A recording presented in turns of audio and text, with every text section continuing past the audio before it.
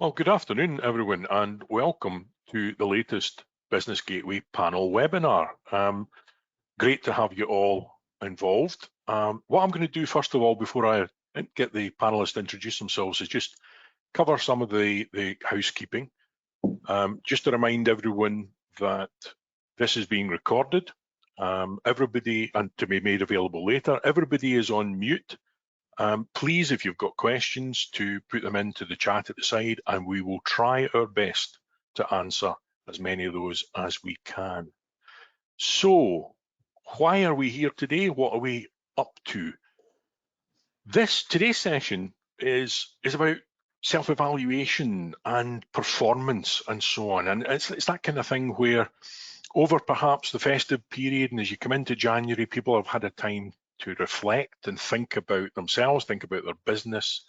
And perhaps January is when personal development plans are being put together and thought about, or performances being assessed. So it's something that we want to kind of look at, because for many small businesses that might only consist of 1 or 2 employees, assessing those things, self-evaluating, might be more challenging.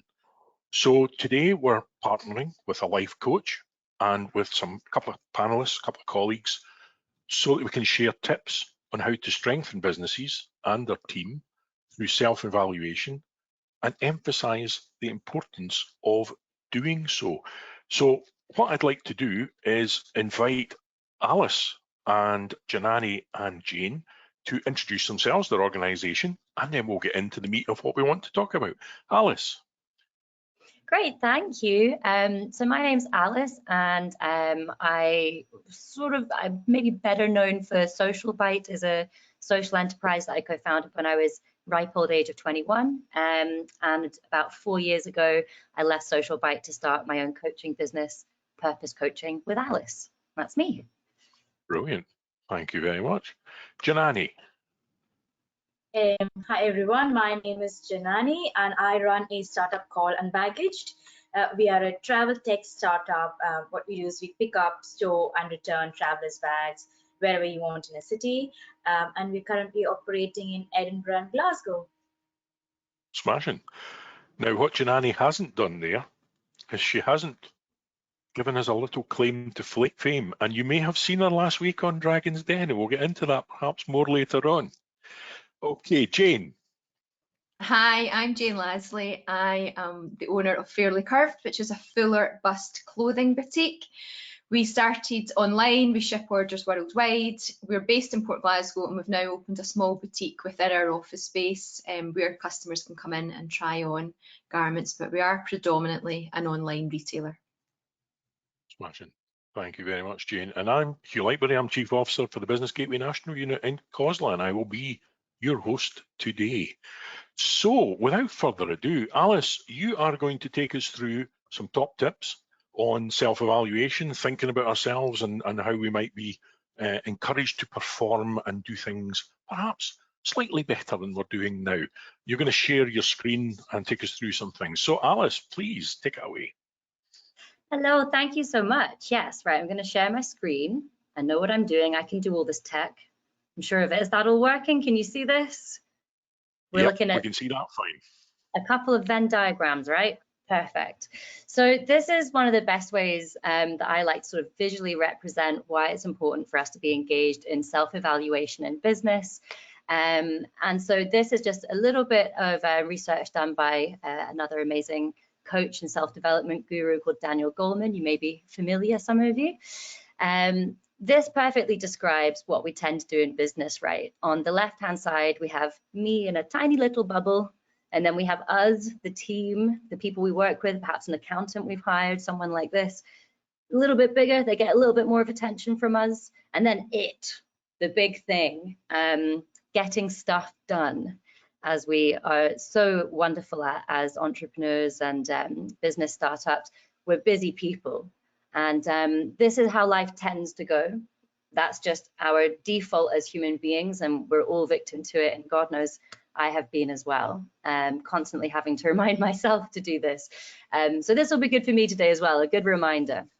But what we're looking at is on the right-hand side, this is what we want to be aiming for. And I'll speak about the percentages in a sec, but we want to get our attention and our energy divided equally between me, I'm the main asset to my organization, us, the team, and it, the stuff that has to get done. Reason being that the research shows that when we put most of our time and attention on the it, the very alluring, if I get this done, then it's done, so it feels rewarding, so we get very busy doing stuff all the time, very operational, then what tends to happen is we get about a 50% return from that in terms of how much earning capacity we have, in terms of making systems streamlined and actually getting time back as well. This research that was done was really impressive. And so obviously, as you can see on the right-hand side, actually when we give equal attention to ourselves, our team, and the actual business that we're running, we get this huge jump up to 390% in return. And so this is sort of the starting principle that I wanted to get us all on the same page with. So that's just a little bit of an understanding. It's good to have a little bit of research to back this stuff up. And I would say my personal sort of experience, my anecdotal experience married with some neuroscience is also a good place to go to for this chat. So some of you, I am aware, as I work with younger generations, I'm aware more and more how few people are actually aware of Social Bite. If you weren't in adulthood already, then perhaps when we were skyrocketing about 7 to 10 years ago, that might feel like old news now, but Social Bite was an organization that I started when I was quite young, a social enterprise, started in Edinburgh and expanded over Glasgow and Aberdeen and Livingston. Very, very public organization because we had the likes of George Clooney and Harry and Meghan and all of this. But my experience of actually running this social enterprise was somewhat different to the image that was being presented to the world. I was running ragged, you know, doing 17-hour days, very operational, very in the it, but all for a greater purpose. You know, this was a social enterprise, and working with the homeless community was hugely rewarding for a really long time. And I think that's what sustained me for so long, you know, nearly 10 years that I was operating at that level for. But in reality, my experience of this seemingly lovely organization and doing all these good things was that my sense of purpose and my sense of fulfillment just kept going down and down and down. So I found this quite perplexing.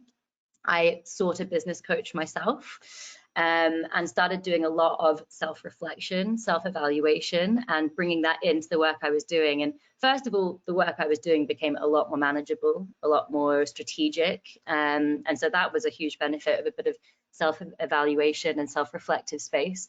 But ultimately, it led me to a place of getting really honest with myself about the big scary, which was that Social Bite was an amazing place for me to start, but it wasn't really what I wanted to do with the rest of my career. And once I got real with that and started to tap into my own values, my own gifts, my own innate strengths, that I'm in a much more natural position as a coach or a therapist. That's much more my kind of space, and that's where I thrived when I was at Social Bite, but I couldn't be sitting around counseling people all the time, unfortunately.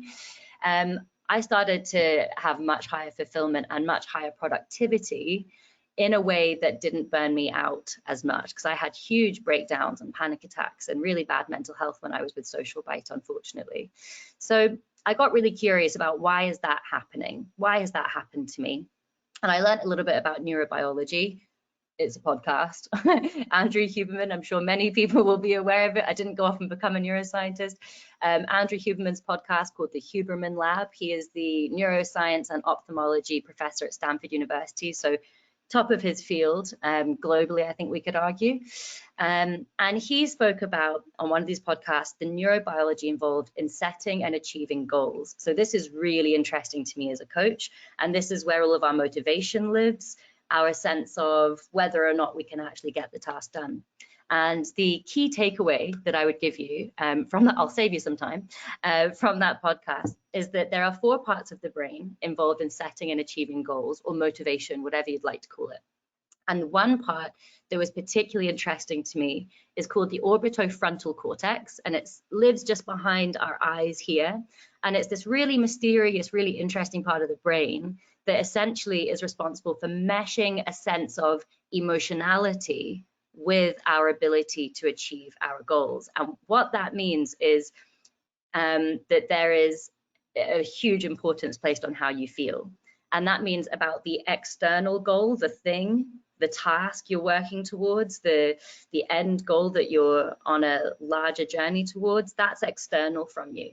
But there's an interoceptive awareness in your orbitofrontal cortex. Are you all sticking with me? This is where we're sounding very smart today, using all these big words. The interoceptive awareness of this part of the brain speaks to your internal experience, day to day, moment to moment, of achieving that goal, of working towards it.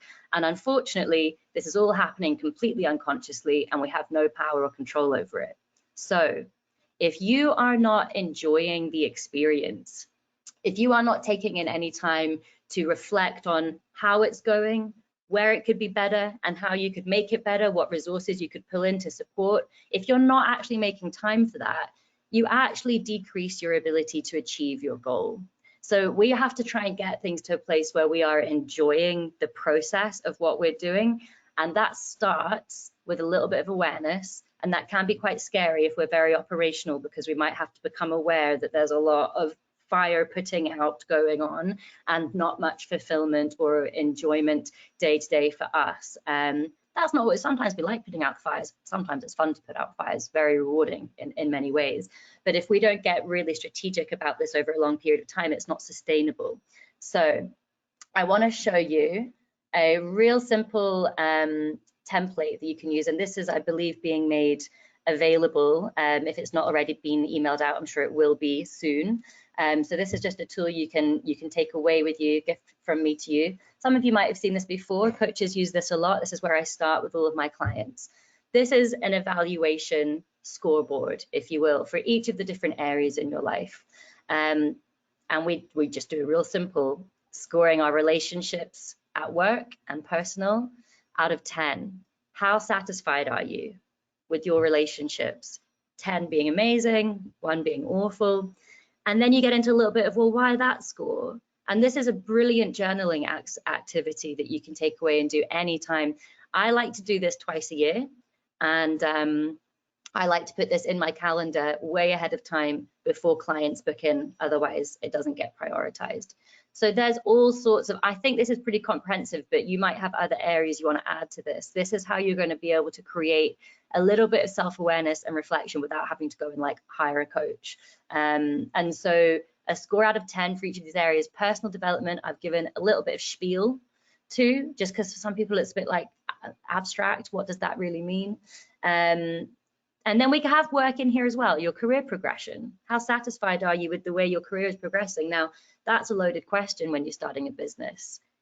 Am I really satisfied because I'm my own boss, or am I not really able to get away from the desk and maybe things aren't really progressing to the place where I'd like to be, you know, sipping cocktails in the Bahamas, or maybe I want to be really operational. Maybe I want to get a CEO. This is what I did at Social Bite. We hired a CEO because I liked being operational. I didn't have the strategic strength at the time, but I ended up running myself ragged. So this is why checking in regularly can be so powerful. Work-life balance, I've put in brackets, boundaries. We're all aware that the work-life balance is really about our ability to have boundaries. And a tip for that would be, if you want to say no to something but you don't feel you can, then the answer is probably yes, but. Yes, I can do it, but it's going to be a fortnight until you get it back. Yes, I can do it, but it's only going to be on Fridays. I actually used that for coming and taking part in this today. I really wanted to do it, but I didn't really have the time. And I said to lovely Rachel, who reached out to me, I was like, yes, I can do it, but I am jam-packed up until and after. So this is the way in which I can do it. I can turn up and I can be flappy and I can talk at you like this with the resources I already have.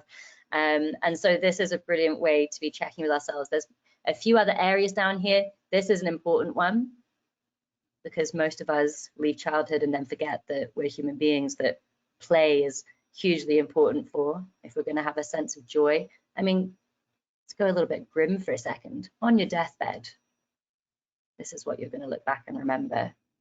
Always put to the bottom of the pile. The most important thing, and our sense of belonging to a community, our family, our partnership, our friends. These are the things that if you have an awareness of where you sit on a spectrum of 1 to 10, and you'll see this all important coaching question at the bottom of each of these sections, what would make it higher? So if you're scoring 8s and 9s, maybe you don't need to worry too much about that. But if you're scoring 5, 6, 7, even lower, some people with boundaries or well-being might say 3. That is quite clearly assigned to you. What am I going to do? What would make that a higher score? So this is a really great way of coaching yourself. And I have one more tool, which I'm going to very quickly fly by and show you, because I know we're conscious of time. If there's something that comes up from doing this exercise that is not looking good, sometimes there's a bit of a barrier to making some progress, to taking the next step to correct that part of our life. This can be a really good tool for that. So can you all see Tim Ferriss's fear setting exercise? Perfect. Now I just have to find it on my screen. Here we go. So this is Tim Ferriss. It's his TED Talk. You can all go and watch his TED Talk, which is really interesting. But again, my job as a coach is to take the best bits of these things and feed it out, give you the headlines so you can get back to your work. He talks about fear being the driver to stopping us from taking real action. If I work on my well-being, if I strengthen my boundaries, then I won't get the clients, then my business won't grow. There's usually something stopping us there. This is a it's really grounded in neurobiology and a bit of neurochemistry as well. There's a bit of dopamine happening, but also some awareness of fear coming from the amygdala, which is what drives most of our decision making. This is brilliant for combating that. So if something comes out of that wheel of life exercise as really needing some attention, but you feel some resistance to it, it's probably your amygdala talking to you. Whether it's about fear, whether it's about discomfort or being out of your comfort zone, that's all happening from that limbic system. Or the subcortical area, as we're calling it apparently now. So define the fear. What is the thing you're afraid of happening? What's getting in the way of you really taking action in that area? And that, first of all, that's brilliant because it brings it out the shadows. Well, why am I not prioritizing my well-being? Oh, I'm afraid of losing clients. That's what it is. Or whatever your answer might be. Let's bring it out of the shadows, get it really clear in front of us. That in and of itself can be really helpful sometimes because we hear ourselves. It doesn't really make sense. The second column is preventative action. Okay, what can I do to stop that from happening? Do I put a bounce back on my emails that says I'm going to be back to you by 4 p.m. every weekday? I have a bounce back on my emails that says don't expect me to reply immediately. I'm busy working with clients most of the time. So some kind of preventative action. It gets us into brainstorming. It gets us into that lovely prefrontal cortex where we have all of our rationale logic, gets on our side and makes us just more effective people. So nice brainstorming bit here, preventative action to help reduce the chances of that fear coming true. And then we have this really interesting section called repair, because this forces us to realize that the world doesn't actually end when one of our worst fears does come true. At some point, we have to pick ourselves up, get back on the horse and decide what we do to correct. So I did lose a client because I wasn't on my emails because I was taking care of my well-being that week. What am I going to do about it? I'm going to put an Instagram post up. I'm going to put a LinkedIn post up sharing this experience and asking for advice, or I'm going to send out an email to 3 prospective clients by the end of the week to make up for that gap. We start to realize that we don't need to live under our fear. That's not the only way we have to exist. Step 2, what might be the benefits of an attempt or a partial success? How might my life improve if I try a little bit to improve my well-being, to create some space and time for that? That gets us focusing on the potential reward, really good for our dopamine system again, so it's good neurobiologically speaking.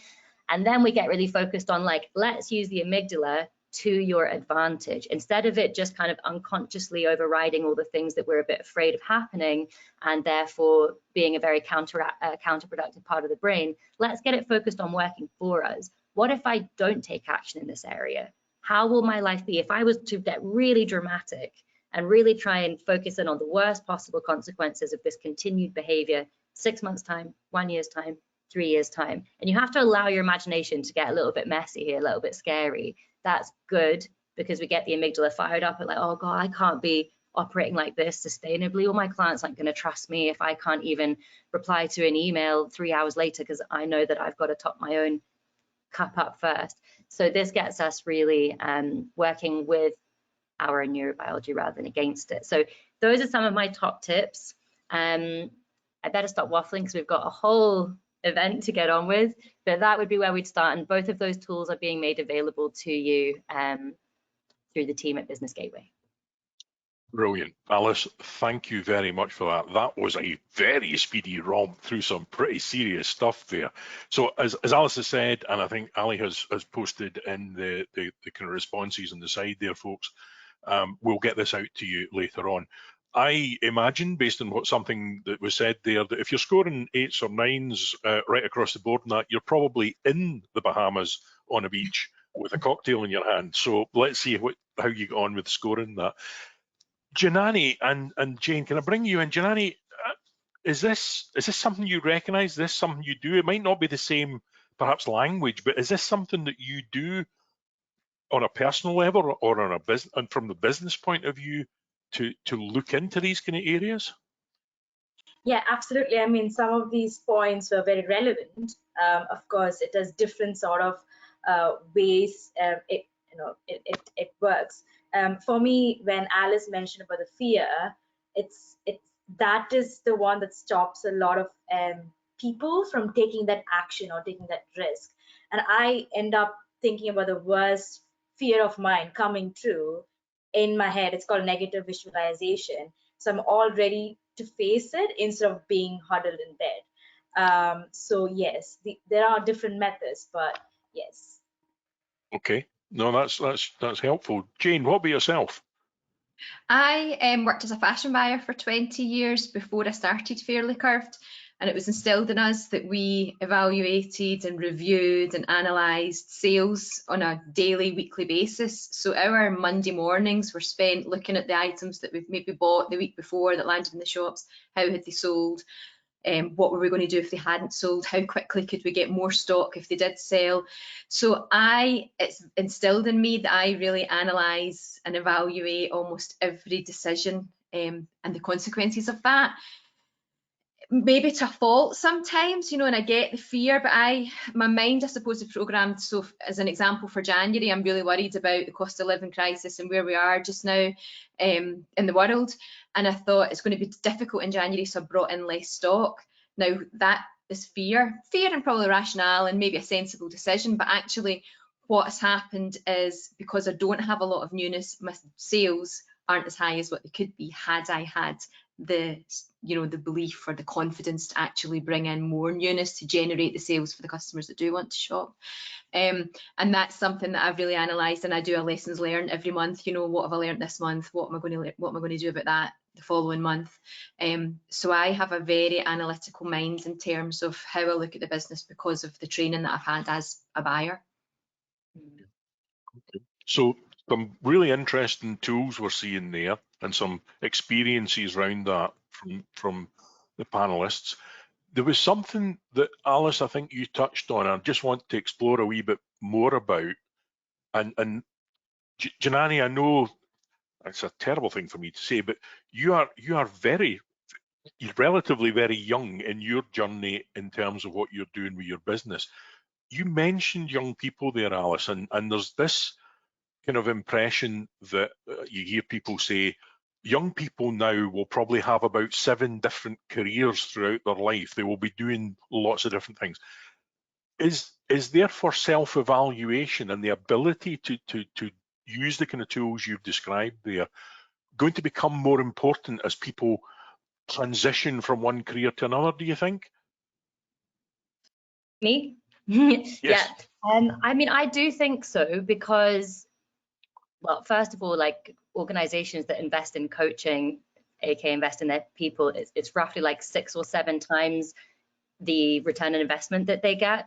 So what we know is that it's hugely important for people at the top of their game, as well, you know, sort of the C-suite level, because that research tends to be about executive suite. But what we know is that with the working world looking so differently now to how it's ever looked before, which isn't just about COVID and being able to do this a lot more online. It's also just about the younger generation that are, you know, more interested in progressive topics, that, you know, they want to be able to work in an area that they have to maybe build up to. And so, and also, you know, social media, like people are raised differently now, our attention spans are different. So that's going to generate this changing roles, these 7 careers that we're talking about for a start. So having self-reflection, self-evaluation is so important, and coaching can be so helpful for that, or coaching tools like this can be so helpful for that, because it gets us focused on what I mentioned sort of my innate skills,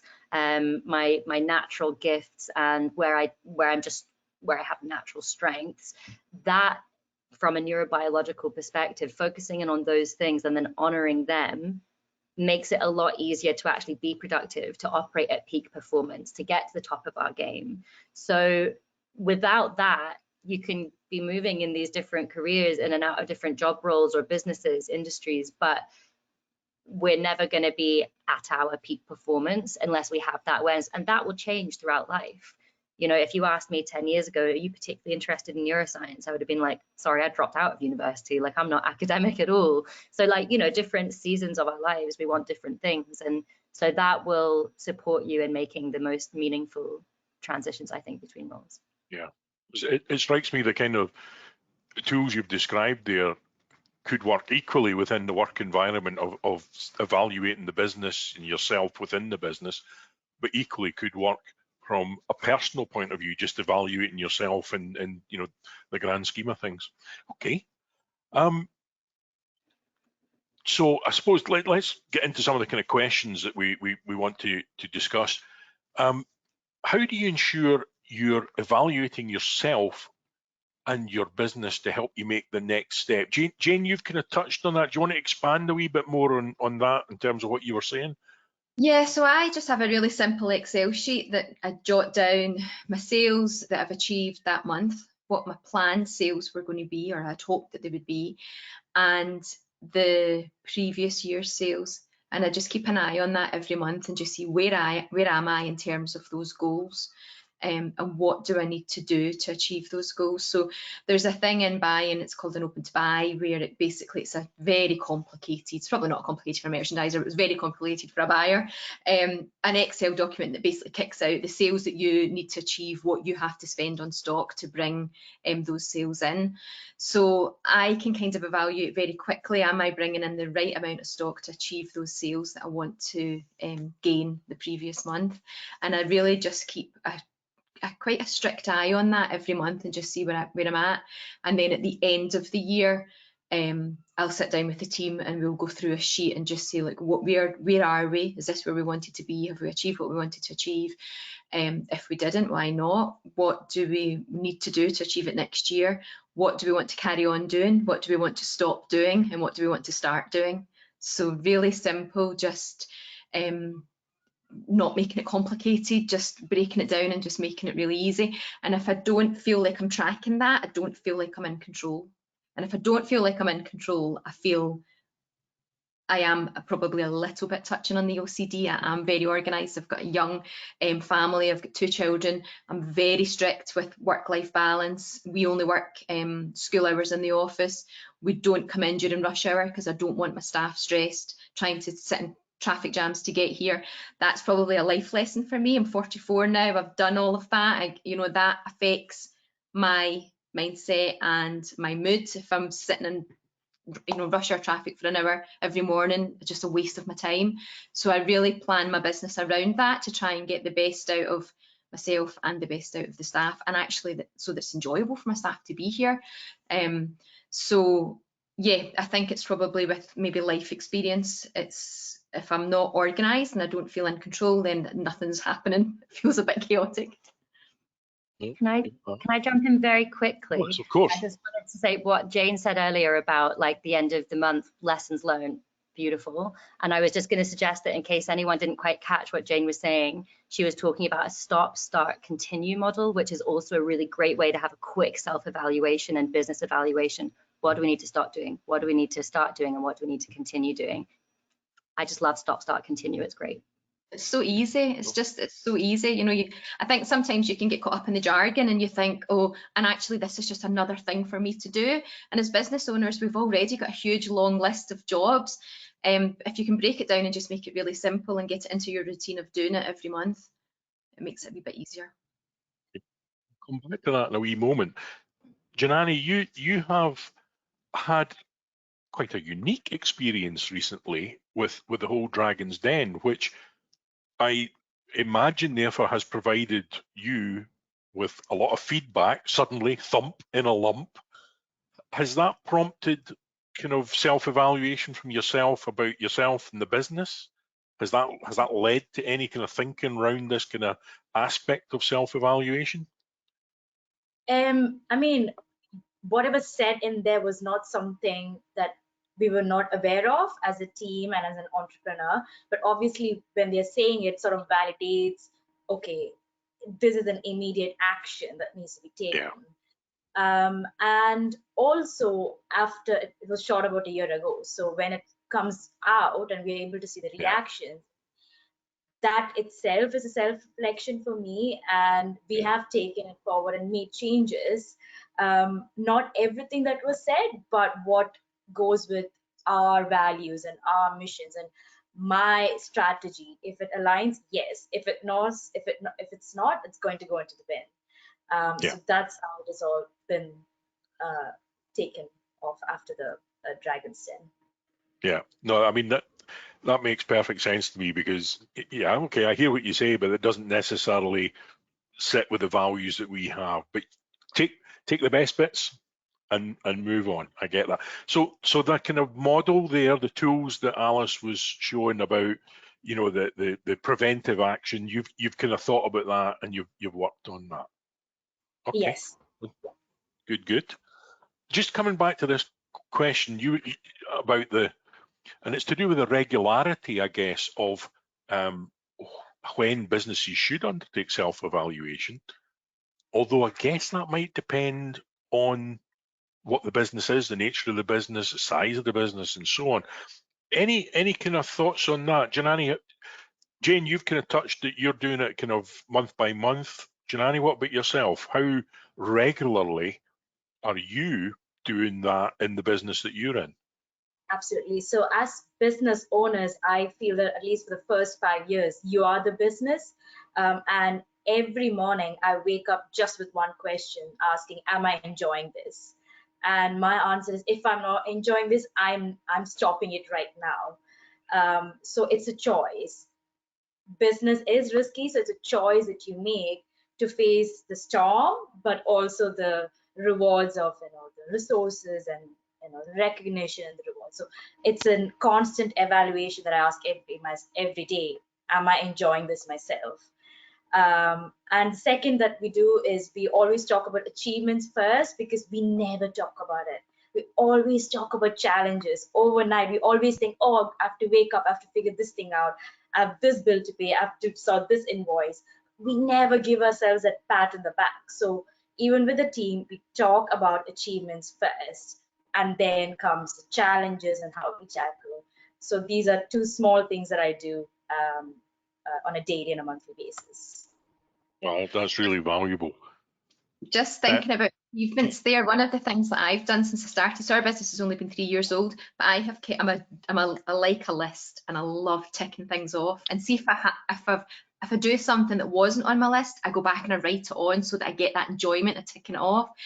And I have kept every list since I've started Fairlie Curved, and the jobs that I thought were impossible, like some of the tasks that I thought I will never be able to achieve that or get that, I just mental block, or for whatever reason I'm just not going to be able to do that, and I have managed it, and I've got that big tick against it, and I've kept every to-do list. And even if it's just a really simple thing, it's still a massive achievement.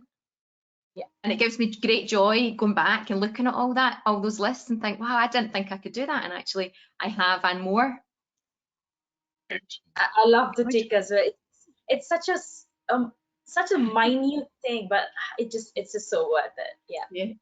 Your dopamine system gives you feedback when you tick something off a list, and it's very different to having it on the computer. The physicality of using your hand to actually to tick something off, it creates a little burst of dopamine, but it's good dopamine. We get healthy dopamine and we get cheap dopamine. We know the cheap one is like social media, chocolate. Not that I ever eat chocolate, I would never ever do that. But yeah, the good dopamine that is restorative, and therefore actually dopamine is known as the molecule of more. It's not about reward at all. It's about motivation. It makes us want to keep doing that thing. So if you're ticking stuff up and getting that burst of, yes, it makes you also want to do the next thing, doesn't it? And it makes you want to complete the next list and add it to the pile. And keeping that list is also, just from a neurological perspective, that's beautiful as well. It's really good for motivation. I'll need to remember this as I'm going around Morrison's and ticking things off the shopping list, that there's dopamine coming out, and it is an enjoyable experience, although it never felt that way ever. So I'll look forward to improving that one. So ticking things off the list, you've kept all those lists, Jayne. Can I explore that a wee bit more? Are there things that you are seeing there that are repeating challenges? So that you're looking at it, and so or repeating problems perhaps. Have you spotted that, and are you able to then, have you been doing something about those to say, right, this keeps coming up, I'm going to have to get to the root of that and fix it?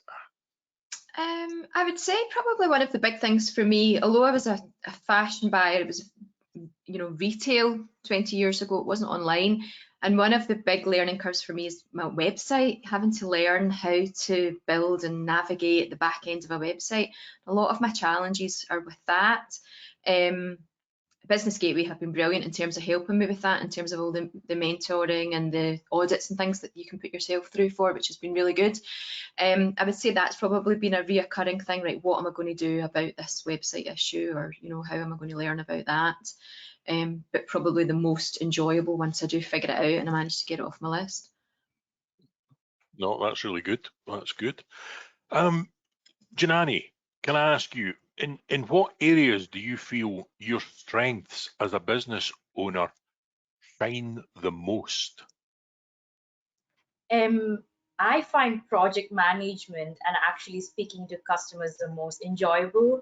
I really don't like sitting on the laptop for more than 30 minutes a day. I'm always out there, like speaking to people, or just that's my sort of USP.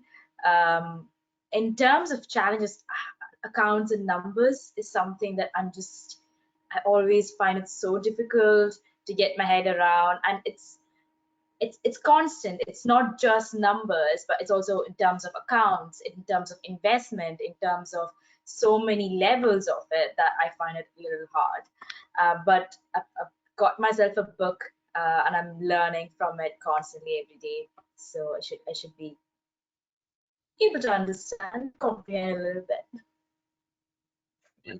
Jayne, what about yourself?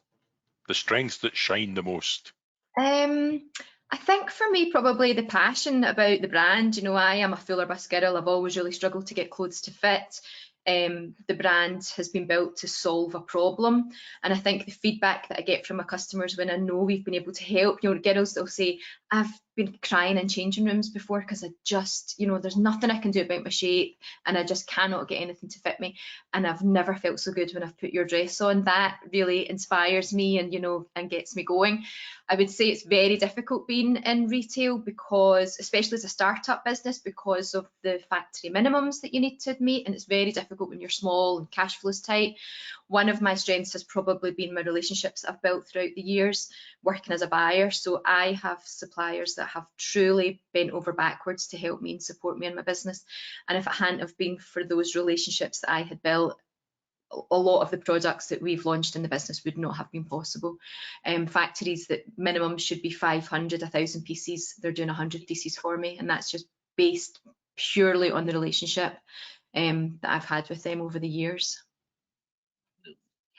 Alice, obviously you've had experience with Social Bite, and then you've got your own thing you're doing now, the coaching side of things. So from your point of view, what do you think are your strengths that shine the most? Yeah, well, I'm kind of compulsively addicted to helping people, which sounds sounds like I'm saying that to try and sound like a very virtuous person or something, but I use a personality typing model in my coaching work called the Enneagram, if anyone's familiar. You know, you can sort of compare it with Myers-Briggs. They're not a million miles away, but different approaches. And I'm a type 2, the helper. So when I say like that is, you know, to a fault, where I have to be careful with my own boundaries, and I would say it's a strength of mine, and it can be overplayed or it can be played as a strength. And the work I do now enables me to have the right boundaries. You know, the need within the homeless community is so great that without having really good boundaries, which is by nature a type 2 isn't great with that. That's something I work on all the time. It's sort of like I felt like I was turning up to a tornado with a dustpan and brush all the time. So that really started to deplete my sense of well-being and worth and how much I was able to contribute. So I now am able to give back in other ways. I take on free clients, pro bono work and stuff, and I'm working with the University of Edinburgh right now to think about how we can actually spread the impact of what we're doing. So it's kind of like I'm kind of grappling with it at the moment. Like, I really love helping people. I definitely get to do that with the people that are wealthy enough to afford to hire a private coach, but I want to see that impact in more vulnerable communities somehow as well. So my strength is helping people, but I'm digging into a whole world of like philosophical dilemma around it all at the moment as well. It's an exciting challenge to be a part of though at the moment. Okay. Jayne, can I ask you, obviously you're the various things you've talked about there are about how you're monitoring, managing, controlling the business and the things that you're looking at and reflecting on. How do you plan for the long-term sustainability and growth of your business? I think it's about strengthening my team, because I can't do it all on my own. I would love, you know, I just can't. And there's things I know I'm not great on the website. I'm not good at the illustration and the design aspects. So we've managed to bring a brilliant student in on a kind of 6-month internship who we've now kept on full time. I think the only way that I can grow this business is if I've got good people around me, really helping me do the things that I can't do. And there's lots of things I can't do. I'm struggling, you know, to learn to do. So I think that's it, and also just continuing to build the community. We've got an incredible community of customers now. My business started as a styling page during lockdown, so I had never had any intention to sell anything. It was always just to help girls. Basically, I had the idea for Fairlie Curved when I was at uni 20 years ago. Graduated, ended up working as a buyer, didn't take the brand forward, regretted it when I was a buyer for 20 years, really thought about it, you know, I really should have done something with that, thought I'd missed the opportunity. And then during the pandemic, when we were in lockdown, I was clearing out the garage and I found all my old designs. And Fairlie, like I say, is my maiden name. And I just thought, God, I felt so sad that I hadn't done anything with it, that I hadn't carried on the family name. So I couldn't sleep that night, sat up all night researching, realised there was very little on social media for fuller bust, small band, big cup size. There's, you know, lots of styling pages for tall, petite, plus size, not really anything for that particular shape. So the next day I set up at Fairlie Curved on Instagram, just giving outfit ideas, bra reviews, things like today, you know, like hoop earrings to raise the tension up above your chest. You know, I've got a print on, it camouflages, just wee hints and tips about how to dress with a fuller bust. And then very quickly ladies started to message me saying, right, have you got a shop, can we buy clothes, you know, have you got a brand? And I lost my job, and I just thought, right, I'm going to do this. So it's almost came back to front with me, you know. I feel like I'm kind of chasing the brand sometimes and just trying to get on top of everything. But the most, I would say,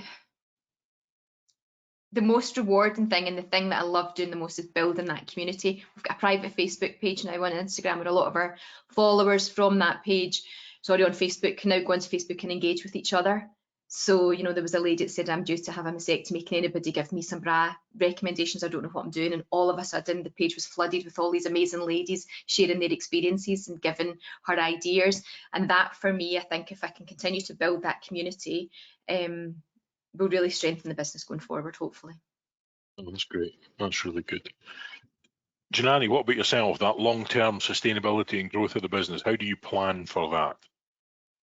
So for me, it's in two parts. One is managing the current resources, but also having long-term milestones.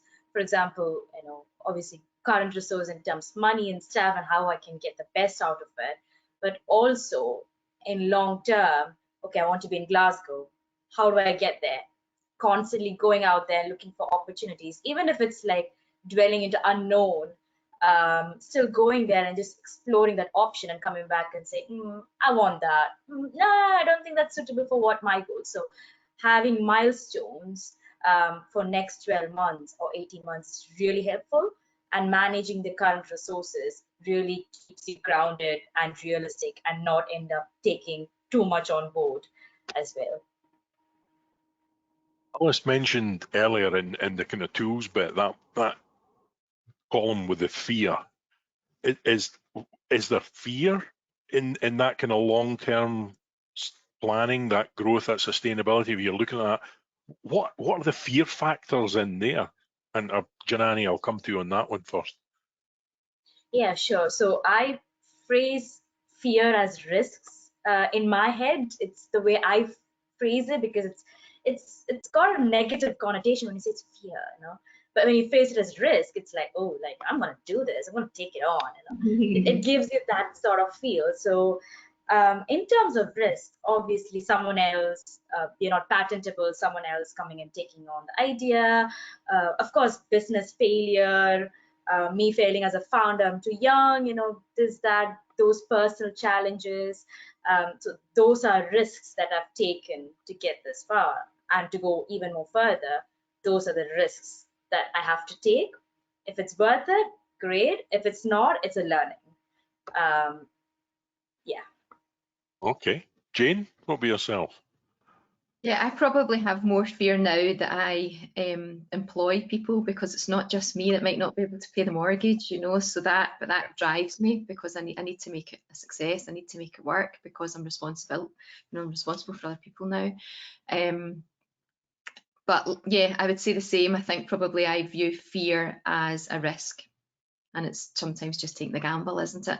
And I started this business with £500 just after I lost my job. And I thought, well, in the pandemic, when I was never going to get another job, and if you can turn that into a positive, then anything's possible, is what I keep telling myself. Absolutely, absolutely. You've kind of touched on this already, Jayne, but what would you say are the most rewarding aspects of being a small business owner for you? You've talked about the relationships you have with the folks that you know, suppliers and so on. You've talked about the community that you're building and developing, which is fantastic. What else are the most rewarding aspects for you? I think the flexibility for me. So, you know, like I said, I've got 2 young children, and when I worked as a buyer, it was really difficult. You know, can I take a day off to go and see this school show, or can I do this? And my son had a football game on Wednesday. I thought, I'm going to that. You know, I might have sat up on the laptop till 11 o'clock at night, but I will not miss any of my children's schooling, football games, dance shows. You know, I am there every day after school when they come in.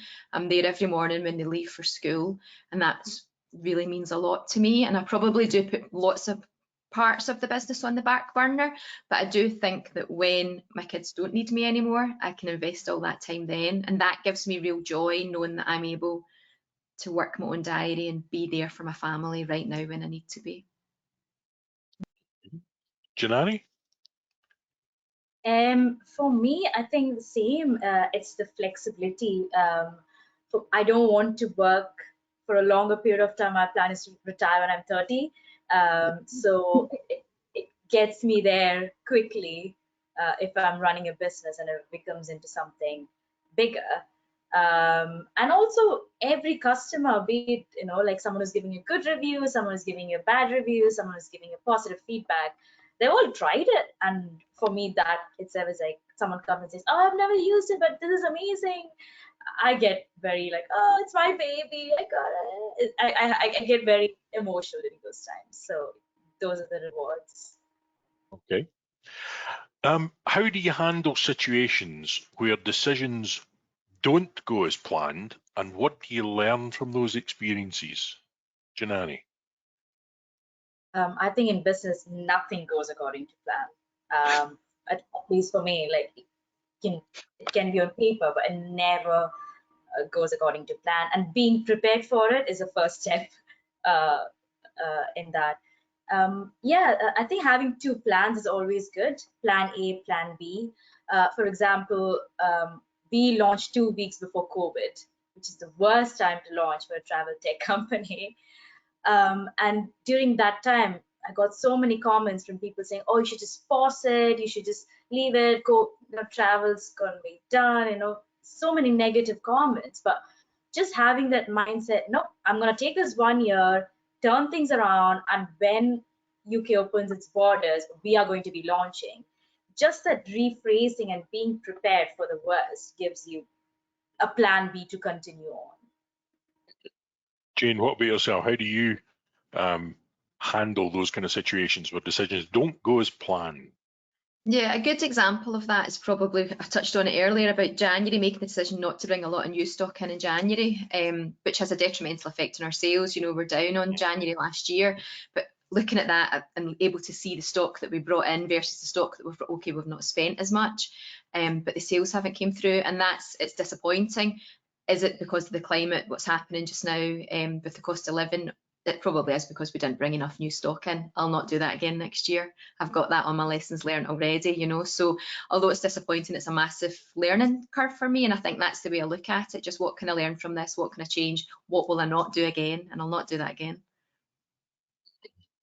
As they say, or as it is said, no plan survives first contact with the enemy. Alice, how should businesses handle unexpected situations? Well, there's always the firefighting option, which, believe it or not, I can be a fan of on occasion. There was nothing like having, 3 things scheduled that day and getting a call saying a manager wasn't coming into the cafe. And I know I was on the coffee machine all day that day.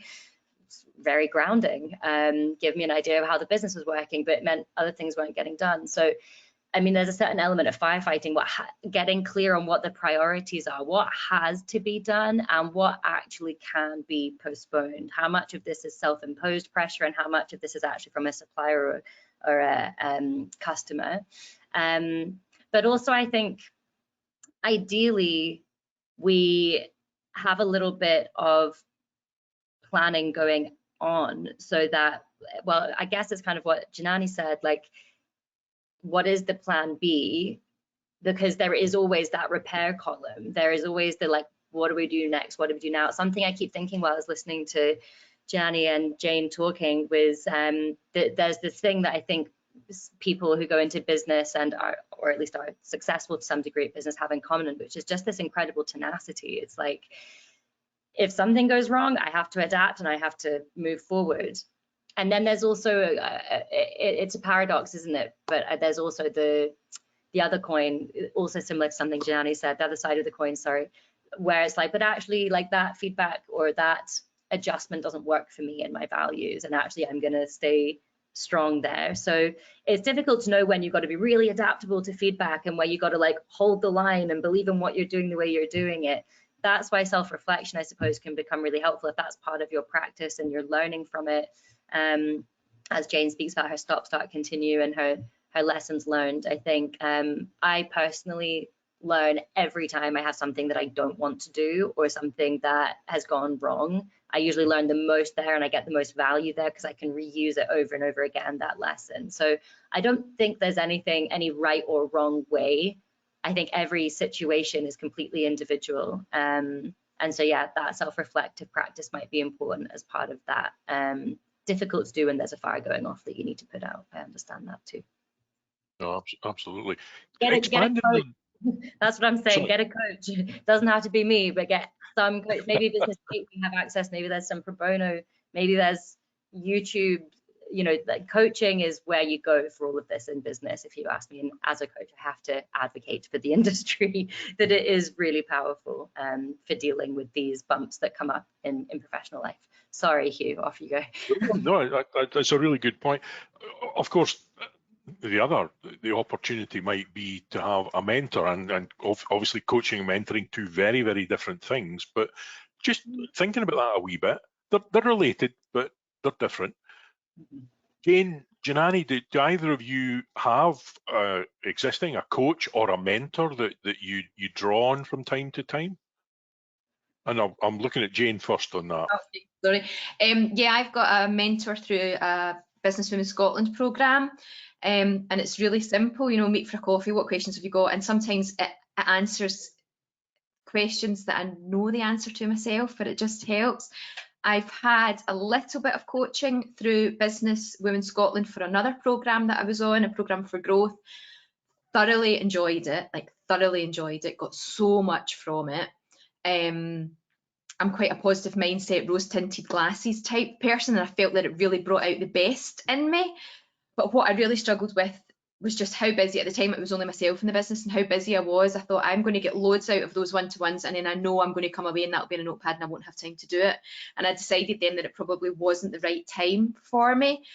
I am absolutely, now that I've got team members that can help me run the day-to-day business, I know if I'm going to grow this business, I probably need a coach to really get me out of some of my fixed mindset things when I'm very day-to-day in the business. I know that it's in there, but just to give me the, you know, the confidence, I suppose, to get out and to make the right decisions. So it is on my list, definitely, to get a coach. I'll probably message Alice after this. Good stuff. Janani, what about yourself? Coaching, mentoring, do you have someone that assists you? Yeah, so I had coaching right at the beginning of funding the company, which really helped me in the mindset aspect of things, you know, just being in the right mindset, because it's brutal out there, to be honest. And right now I do have a mentor by TechScaler Scotland, and they are an ex sort of travel tech founder in my own field, so it's sort of more helpful there to relate to, and in terms of sales and connections and accessing funding and things like that. So yeah. Brilliant. Good stuff. And you've kind of touched there, Janani, on, I think you said it was brutal out there. Jayne, you've touched earlier on the cost of doing business, the cost of living situation we're in. Just we are in a very changing and challenging business environment at the moment. Alice, can I ask you, in the few minutes we've got left, how can businesses adapt to that changing environment? Well, first thing is obviously the techify yourself, like any way that you can systemize and represent what the business does in a visual way online, and that is going to help. You know, we've got Jayne here starting through Instagram. I'm sure that Janani is using social media and things like this. So that would be first thing. You know, that means that what we've learned from COVID, we need to be able to move with technology. AI is the new thing. Like it or hate it, cat's out of the box now. It's the new internet. So either we figure out how to use it for our business and how to speak to it, because that's going to be a huge, huge part of it, or we don't be able to use the internet in 5 years' time, because that's sort of what it is. It's the new technological revolution. So that would be my advice. Jayne, any kind of further thoughts on that? Yeah, we are absolutely using AI. We use it to help try and improve our SEO on the website, to help with newsletters, email campaigns, and it's not always right. We have to go in and tweak it and amend it to our language and our tone of voice, but it absolutely helps. And sometimes when you're just in a bit of a mental block and you don't, you know, you've got a newsletter that you need to get out about a new range and you're just, you know, struggling to get the words together, it'll at least give you a base that you can tweak. So we are using it a lot.